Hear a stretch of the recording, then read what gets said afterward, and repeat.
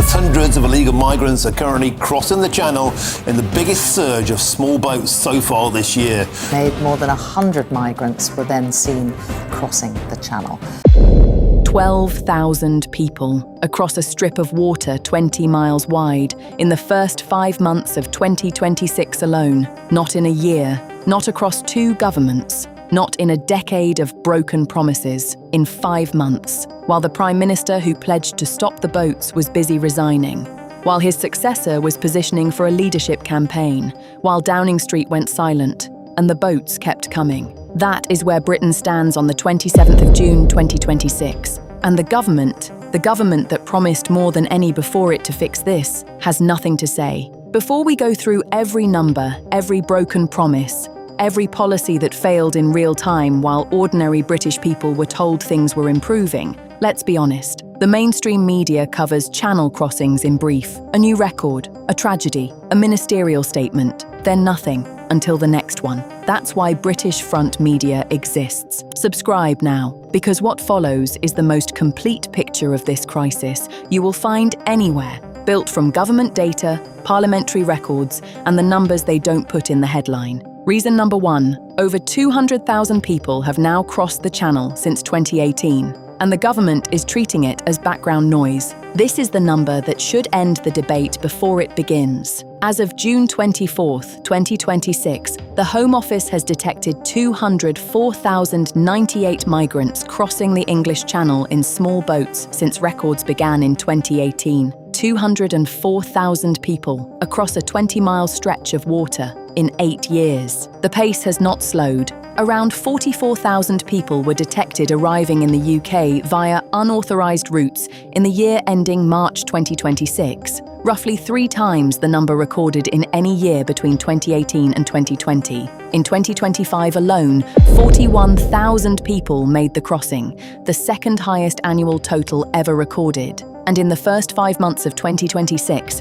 around 9,000 people had crossed before summer. The season when crossing numbers explode had even properly begun. The 12,000 figure in 2026 is where that trajectory leads, with summer now arriving, and not a single senior minister has stood before the British public and accounted for it. Reason number 2. Keir Starmer promised to smash the gangs, and his own parliamentary record shows he failed completely. This is not opposition spin, this is the record. When Keir Starmer came to power in July 2024, his central immigration pledge was that Labour would smash the criminal gangs driving small boat crossings.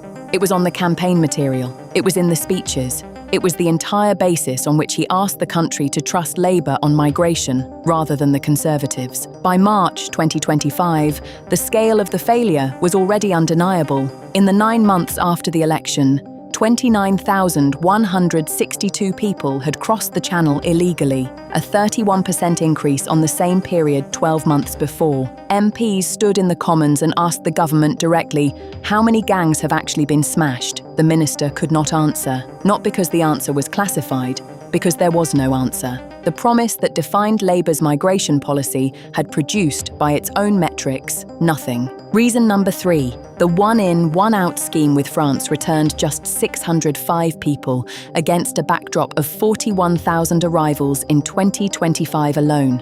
When the gangs couldn't be smashed, the government reached for a different headline. The one-in, one-out pilot scheme with France, announced by Starmer and Macron in July 2025, was presented as a historic breakthrough, the first time the UK could return channel crossers to France, a new legal mechanism, a deterrent, a reset. Here is what it produced. By May 2026, 606 people had been returned to France and 588 admitted to the UK under the scheme. 606 returns, against 41,000 arrivals in 2025 alone. That is a return rate of just over 1% of total irregular arrivals, and those 606 people were matched 1-for-1 with 588 people admitted in the opposite direction. Britain was not reducing the number of people entering its borders through this scheme. It was managing the paperwork of a swap and calling it a policy. The scheme was quietly extended until October 2026 without a ministerial statement,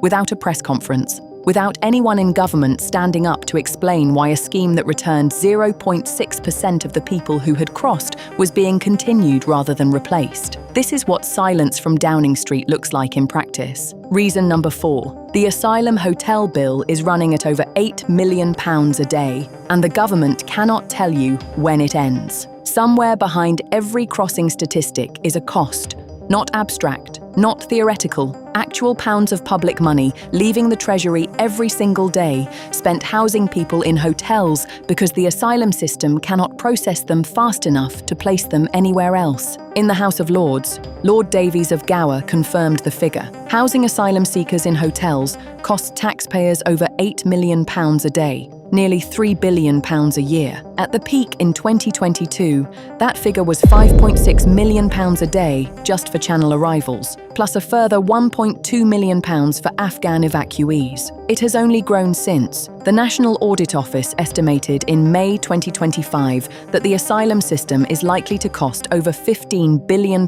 over 10 years. And since 2019, the government has contracted 3 companies, Serco, Clear Springs and Mir, for 10 years to house asylum seekers at a total cost of £4 billion.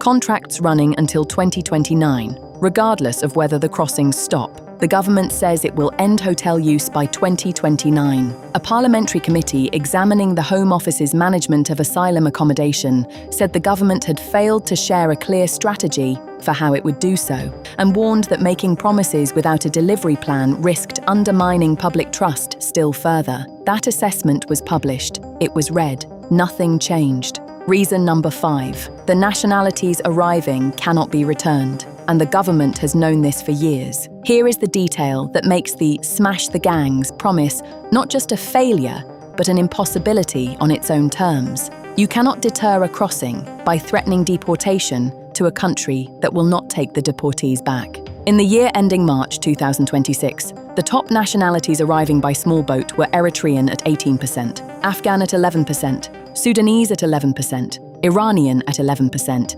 and Somali at 10%. The Home Office itself confirmed that returns to Afghanistan and Sudan are currently on hold, and that Iran and Syria are not currently accepting enforced returns. That means the 4 most common nationalities of small boat arrivals cannot be meaningfully deported to their home countries. The deterrent of removal only works if removal is possible. It is not possible for the majority of people getting in the boats, and the government has known this for years. Of the more than 8,400 people returned from the UK who arrived on small boats between 2018 and March 2026, just 4% of the total. The majority were Albanian nationals, the one nationality where returns have been consistently viable. 96% of small boat arrivals remain in the UK. That is not a deterrent. That is an invitation dressed up in enforcement language. Reason number 6. With Starmer gone and Burnham arriving, not a single structural thing has changed, and summer is just beginning. Keir Starmer resigned on the 22nd of June 2026. He took with him 2 years of failure on Channel crossings, a smash the gangs pledge that produced no measurable reduction in arrivals,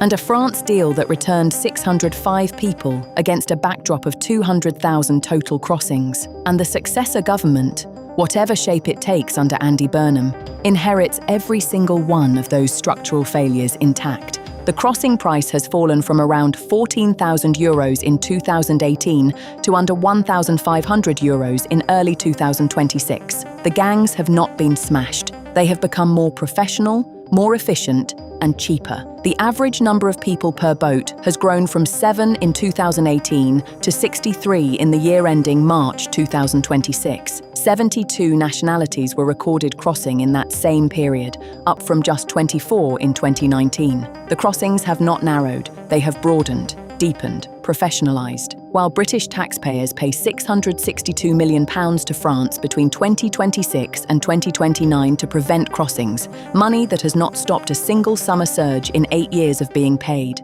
So here is where Britain stands in June 2026. More than 204,000 people have crossed the Channel since 2018. Around 12,000 have arrived in 2026 before summer. The one-in, one-out scheme returned 605. The hotel bill runs at £8 million a day. The top arriving nationalities cannot be deported. The gang price is down to €1,500, a weekend in a budget hotel. The government that promised to stop the boats has resigned. The government replacing it has no new policy. And Downing Street is silent. The boats are not silent. They are coming every single day across 20 miles of water, and Britain is still waiting for a government willing to say what it is going to do about it.